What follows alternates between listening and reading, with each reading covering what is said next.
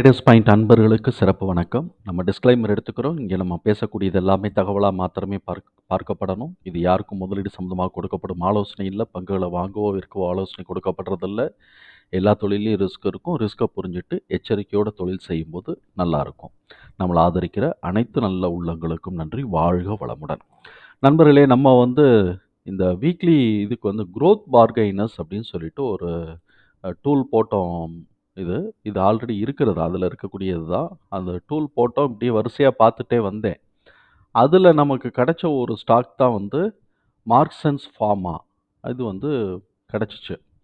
இது இதை நம்ம பார்ப்போம். இப்போ மார்க்சன்ஸ் ஃபார்மா என்ன செய்கிறாங்க? இவங்களோட கரண்ட் ப்ரைஸ் இப்போ 145 இருக்குது. ஹை 179 போயிட்டுருக்கிறான். 64லேருந்து எந்திரிச்சு 79 போயிருக்கிறான். போன வருஷம் 2020லலாம் 16 தான் இருந்திருக்கு. 16, 20 ரூபா இருந்தது. இப்போ இந்த 4 வருஷத்தில் பார்த்தீங்கன்னா கிட்டத்தட்ட 6 மடங்கு 7 மடங்கு ஏறி இருக்கு. இப்போ ஸ்டாக் ப்ரைஸ் இது பிஇ பார்த்தோம்னா 20.8 இருக்குது. புக் வேல்யூ 41 ரூபா. டிவிடெண்ட் ஈல்டு புக் வேல்யூ 41 ரூபா. பிபி ரேஷியோ இல்லை, இது புக் வேல்யூ 44 ரூபா. இது டிவிடெண்ட் பார்த்தோம்னா 34 ரூபா. ஆர்ஓசிஇ 22% எடுக்கிறாங்க. ஆர்ஓஇ 18% எடுக்கிறாங்க. இதெல்லாம் எபவ் 10, 15க்கு மேலே இருக்குது. இது நல்லா இருக்குது. Face value 1 rupee. இதில் முக்கியமாக நம்ம பார்க்க வேண்டியது பார்த்தோம்னா சேல்ஸ் க்ரோத் பார்த்தோம்னா 17.9% இருக்குது. இந்த சேல்ஸ் க்ரோத்துங்கிறது 1 இயர் சேல்ஸ் க்ரோத். இப்போ மார்ச் மாதம் நம்ம எடுத்திருக்கிறோம். ஸோ மார்ச் மாதம் எடுத்துருக்கிறோன்னா பிப்ரவரி டு இந்த பிப்ரவரியிலேருந்து இதுக்கு முன்னாடி இருக்கக்கூடிய பிப்ரவரி வரைக்கும் அதே மாதிரி தான் ப்ராஃபிட் க்ரோத் 50% இருக்குது. ரிட்டர்ன் ஓவர் 1 இயர் பார்த்தோம்னாக்க 111% இருக்குது. அதாவது இந்த 50% அப்படியே டபுள் ஆயிருக்கு. அப்போ இவன் மேலே போகிறான். பிஜி க்ரோத் பிஇ க்ரோத் பார்த்தோம்னா 0.4% பிஇ க்ரோத்து இன்க்ரீஸ் ஆகிட்டே இருக்குது. ப்ரைஸ் டு ஏர்ன் பார்த்தோம்னா அது 20.8 அங்கே ஆல்ரெடி இருந்தது தான். இது 2 தடவை மல்டிபிள். இண்டஸ்ட்ரி பிஇ பார்த்தோம்னா 29 இருக்குது. ஸோ இப்போ இண்டஸ்ட்ரி பிஇயை காட்டிலும் ஸ்டாக் பிஇ கம்மியாக இருக்குது. அதே மாதிரி புக் வேல்யூ 3.5, 3.5 இருக்குது. இண்டஸ்ட்ரி பிஇ பார்த்தோம்னா இண்டஸ்ட்ரி புக் வேல்யூ பார்த்தோம்னா 3.6. இது கிட்டத்தட்ட மேட்ச் ஆகுது. ரிட்டர்ன் ஓவர் 1 டே விட்டுருவோம். அது மைனஸில் போயிட்டுருக்கு. 1 வீக்கும் மைனஸில் இருக்குது. ரிட்டர்ன் ஆன் 1 மந்த்தும் மைனஸில் இருக்குது. 3 மந்த்ஸ் வரைக்கும் மைனஸில் தான் இருக்குது. 6 மந்த்ஸுக்கு முன்னாடி 37% வந்திருக்கு. ரிட்டர்ன் ஆன் ஈக்விட்டி பார்த்தோம் அப்படின்னு சொன்னோம்னாக்க இது ஆல்ரெடி நம்ம அங்கே இருந்ததான் டபுள் என்ட்ரி ஆகிருக்கு. ரிட்டர்ன் ஆன் ஈக்விட்டி இல்லை ரிட்டர்ன் ஆன் ஈக்விட்டி இல்லை, அப்போ 18.6 இருக்குது. ஆர்ஓசிஇ 22% இருக்குது. இது டபுள் என்ட்ரி ஆகிருக்கு. நான் அதை கரெக்ட் பண்ணிக்கிறேன். ஆர்ஓசி இங்கே இருக்கிறதா இங்கே வந்திருக்கு. டிவிடெண்ட் பே அவுட்டு டிவிடெண்ட் கொடுத்துருக்குறாங்க. இவங்க 8.51%ன்னு கொடுத்துருக்குறாங்க. ஆனால் டிவிடெண்ட் 50 பைசா தான் கொடுத்துருக்குறாங்க. டெப்ட் ஈக்விட்டி 0.06. அப்போ கடன் ஆல்மோஸ்ட் இல்லை அப்படின்னு சொல்லலாம். லெஸ் தென் 10%னா 6% தான். 6% தான் கடன் இருக்குது அவங்களுடைய டோட்டல் அசட்டுக்கு.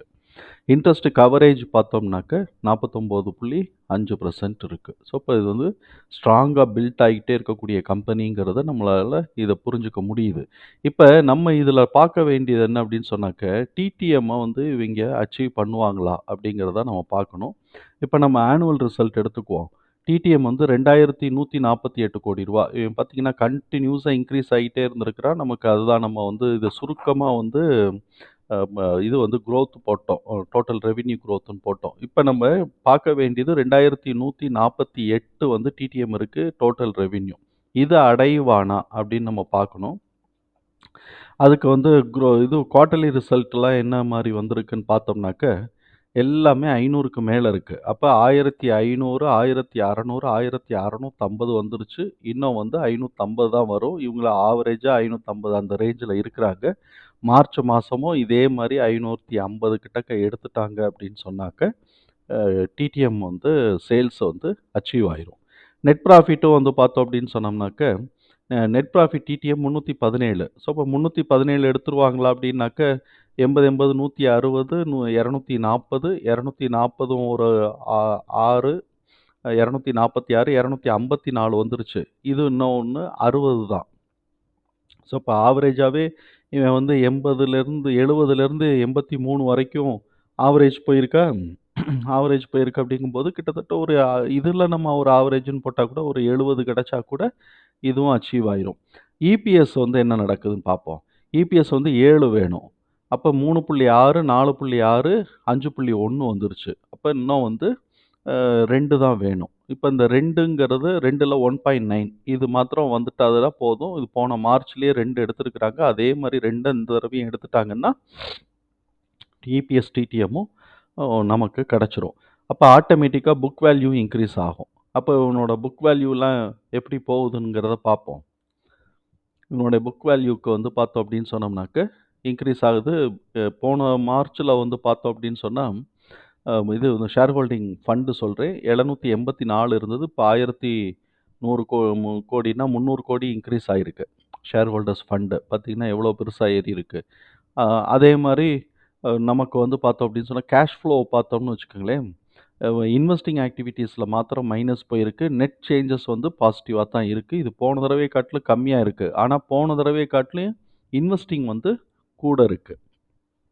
போன தடவை இன்வெஸ்டிங் பார்த்தோம்னா, -8ல இருந்திருக்கு. இந்த தடவ இன்வெஸ்டிங் வந்து -194னா அவங்க இன்வெஸ்ட்மென்ட் ஆக்டிவிட்டீஸ்க்குள்ள போயிருக்கிறாங்க. ஒரு கம்பெனி தைரியமா இன்வெஸ்ட்மென்ட் ஆக்டிவிட்டீஸ்க்குள்ள போறாங்க அப்படின்னு சொன்னாலே, அங்க வந்து அவங்க வந்து நல்லா ஏதோ ஒரு மார்க்கெட்ட பெர்சீவ் பண்றாங்க அப்படின்னு தான் அர்த்தமாகுது. இப்ப இவங்களோட ரேஷியோஸ பார்த்தோம்னா, புக் வேல்யூ 24.5 இருக்கு. இப்ப நம்ம வந்து 5ன்னு போட்டா கூட 125 இப்ப 145 கிட்டக்க இருக்கு. இது 3.5 இருக்கு. கீழ அது வந்து இன்னும் இறங்கும்போது, அ இது வந்து பிஇ வந்து அட்ஜஸ்ட் ஆகும். இதெல்லாம் நம்ம பார்த்துட்டோம். இப்படி இருக்கக்கூடிய இது, இப்ப டவுன் ட்ரெண்ட்ல தான் இருக்கு. ஆனா, நம்ம இந்த ஸ்டாக்க ஒரு கண்ணு வச்சுக்கிறதுங்கிறது ரொம்ப, ரொம்ப நல்லது. இப்ப இவங்களோட டெக்னிக்கல்ஸ் என்ன சொல்லுதுன்னு பார்ப்போம். நான் மந்த்லி கேண்டில்ஸ் எடுத்திருக்கிறேன். நான் இந்த லோ கிட்டத்தட்ட 2023 மா ஜூன் மாசம் லோ வந்து எடுத்திருக்கிறோம். 41 கிட்டக்க இருந்திருக்கு. 41, 43 கிட்டக்க இருந்திருக்கு. அங்கேருந்து அடிச்சு புடிச்சு ஏறி 179, 180, 179க்கு ஏறியிருக்கிறாங்க. இப்ப என்ன சாய்ஸ் இருக்கு அப்படின்னு சொல்லி பார்த்தோம்னா, ஒண்ணு இந்த பிவோட் பாயிண்ட் இப்ப 140 இருக்கு. ஆல்ரெடி இந்த பிவோட் பாயிண்ட்ட டச் பண்ணிட்டா, திருப்பி மேல ஏற முடியல. அதனால திருப்பி இறங்கிட்டு இருக்கிறான். இந்த பிவோட் பாயிண்ட்ட உடைச்சு கீழ இறங்கினான் அப்படின்னு சொன்னோம்னாக்க, 2 இடத்துல சப்போர்ட். நான் வந்து ஃபிபனாசி நான் போட்டிருக்கிறேன் இல்லையா? இந்த 2 இடத்துல சப்போர்ட். இப்ப இந்த ஃபிபனாசிய வந்து கொஞ்சம் இது தலைகீழ இருக்கிறதுனால, அத நம்ம வந்து நேர்ல போடுவோம். நேர் அப்படிங்கிறது அ இப்படி போடுவோம். இப்படி போட்டோம்னா, நமக்கு எங்க தெளிவா தெரியுது.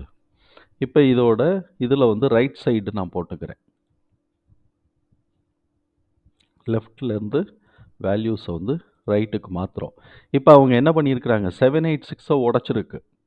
786 உடைச்சுட்டு 0.618ல ரீட்ரேஸ் ஆகுறாங்களா? இல்ல 0.5க்கு வரைக்கும் வராங்களா? அப்படிங்கிறத நம்ம பார்க்கணும். அப்படி பார்த்தோம்னா, அதுக்கும் கீழ வரலாம். வரக்கூடாதுன்னு இல்ல. எங்கேயாவது ஒரு இடத்துல ரீட்ரேஸ் ஆகணும் இல்லையா?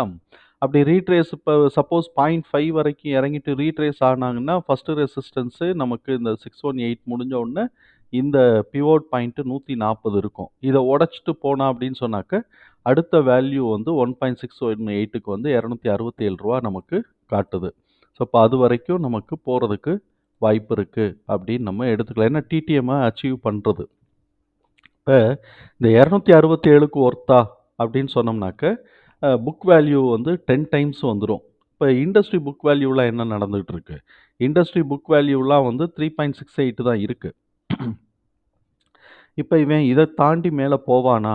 அப்படிங்கிறத நம்ம எடுக்கணும். சேல்ஸ் குரோத் ஆகி புக் வேல்யூவே அடுத்தது 30 வரைக்கும் போயிருச்சுன்னு வச்சுக்குவோமே. இப்ப போன தடவ எவ்வளோ புக் வேல்யூ இன்கிரீஸ் ஆயிருக்கிறான்?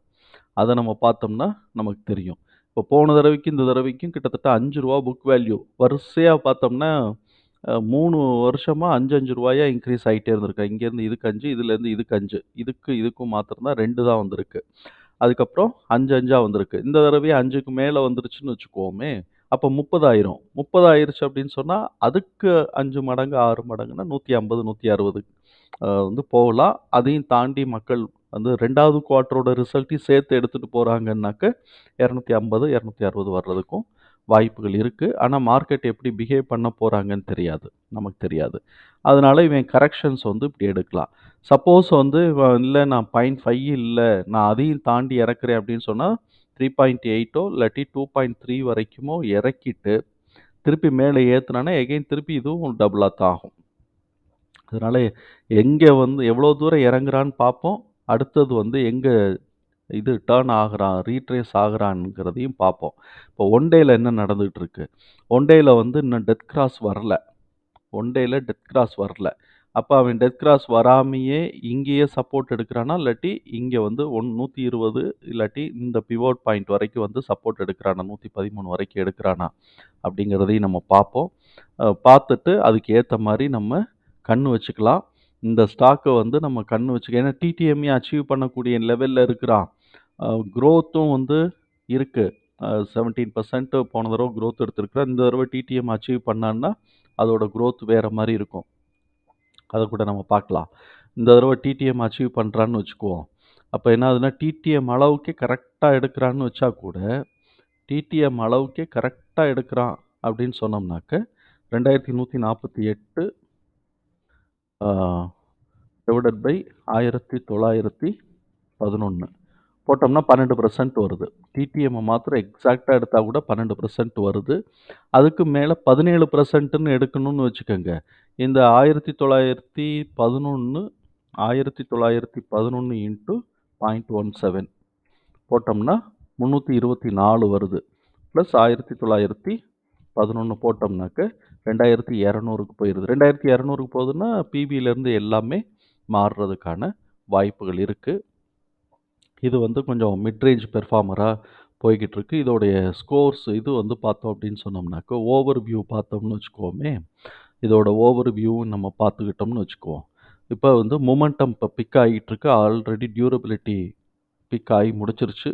வேல்யூஷன் வந்து மேலே போயிட்டு கீழே இறங்கிக்கிட்டு இருக்கு. இப்போ வந்து மொமெண்டம் பிக் ஆகிட்டு இருக்கு. அதனால ஃபர்தர் growth இருக்கிறதுக்கான வாய்ப்புகள் இருக்கு. ஆனா எந்த இடத்துல வந்து சப்போர்ட் எடுக்க போறான் அப்படிங்கிறது தான் நம்ம வந்து ஒரு கேள்விக்குறி.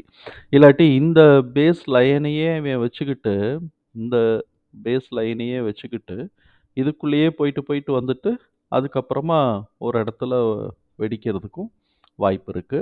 இல்ல இத உடைச்சிட்டு அடுத்த கட்டம் இங்க வரைக்கும் வரானா, இந்த சப்போர்ட் வரைக்கும் வரானா அப்படிங்கிறதையும் நம்ம பார்ப்போம். இது வந்து 0.618 இது 0.5 இது வரைக்கும் வரானா, எங்க வரைக்கும் வரான் அப்படிங்கிறதையும் நம்ம பார்ப்போம். மனசுல வச்சுக்கணும். நம்ம வந்து விஷ் லிஸ்ட்ல ஏத்தி வச்சுக்கிறோம். ஏத்தி வச்சுக்கிட்டு எங்க ரீட்ரேஸ் ஆகுறானோ, அங்க நம்ம என்ட்ரி எடுத்துக்கிறது. என்ட்ரி எடுக்கணும்னா என்ட்ரி எடுத்துக்கலாம். டிசிஷன் எடுத்தோம்னா என்ட்ரி எடுத்துக்கலாம். மார்க்கெட் ரிஸ்க் இருக்கும். அத அங்க கவனத்துல வச்சுக்கிட்டு நம்ம எந்த என்ட்ரியும் எடுத்துக்கலாம். தகவல் நமக்கு பயனுள்ளதா இருந்ததுன்னா சங்கருக்கு ரொம்ப சந்தோஷம். நம்மள ஆதரிக்கிற அனைத்து நல்ல உள்ளங்களுக்கும் நன்றி. வாழ்க வளமுடன்.